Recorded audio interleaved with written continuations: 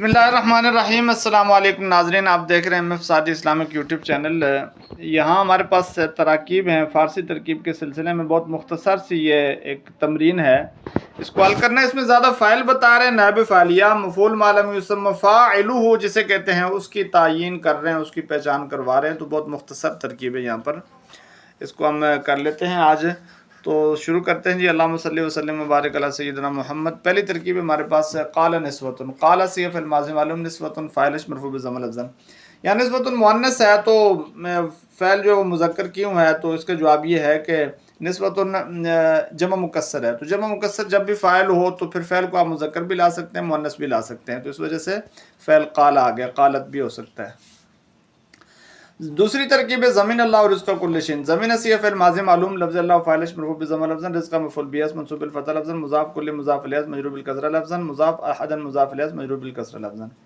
اگلی ترکیب ہے ذاقت الارض۔ ذاقت صیغہ فعل ماضی معلوم، الارض فاعل مرفوع بضم لفظا۔ آگے ہے جی کتب علیکم القصاص۔ کتب صیغہ فعل ماضی مجہول، الا جارکم ضمیر جمع مذکر مخاطبین مجرور و منصوب معلوم مفعول به غیر صریح جار مجرور متعلق بکتب فاعل است، القصاص نائب فاعل یا مفعول ما لم یسمى فاعل است مرفوع بضم لفظا۔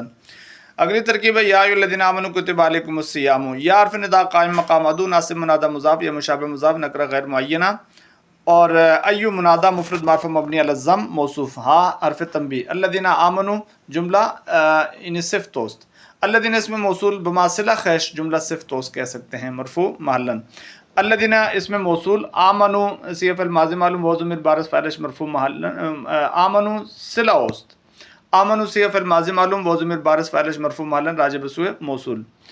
کتب علیکم الصیام مقصود بالنداست۔ کتب صیغہ فعل ماضی مجہول، اعلی جارکم ضمیر جمع مذکر مخاطبین مجرور و منصوب معلوم مفعول به غیر صریح جار مجرور متعلق بکتب فعل است، اور الصیام مفعول ما لم یسمى فاعله است مرفوع بالضم لفظا۔ احل لکم لیلۃ الصیام الرفث۔ احل صیغہ فعل ماضی مجہول، لام جارکم ضمیر جمع مذکر مخاطبین مجرور و منصوب معلوم مفعول به غیر صریح جار مجرور متعلق باحل فعل است، لیلۃ مفعول فی است منصوب بالفتح لفظا، مضاف الصیام مضاف الیہ مجرور بالکسرہ لفظا، الرفث مفعول ما لم یسمى فاعله است مرفوع بالضم لفظا۔ احل کا مفعول ما لم یسمى فاعله الرفث ہے۔ اقترب الوعد الحق۔ اقترب صیغہ فعل ماضی معلوم، الوعد فاعل مرفوع بالضم لفظا موصوف، الحق صفت توست مرفوع بالضم لفظا۔ بہت آسان ترکیب ہیں۔ خر موسیٰ صاعقہ۔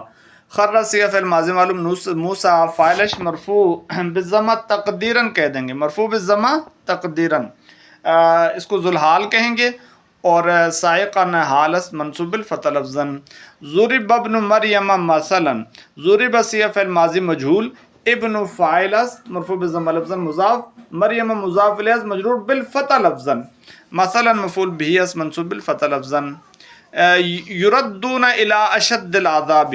یردون صیغہ فعل مضارع مجہول، مرفوع باثبات نون رابی و ضمیر بارز، مفعول ما لم یسمى فاعله است مرفوع بالضم لفظا، یوں کہیں گے مفعول ما لم یسمى فاعله است مرفوع بالضم لفظا۔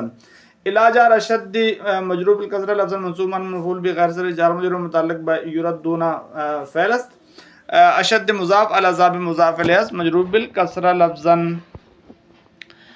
اور آگے جی آخری ترکیب ہمارے پاس یرید اللہ بکم الیسر۔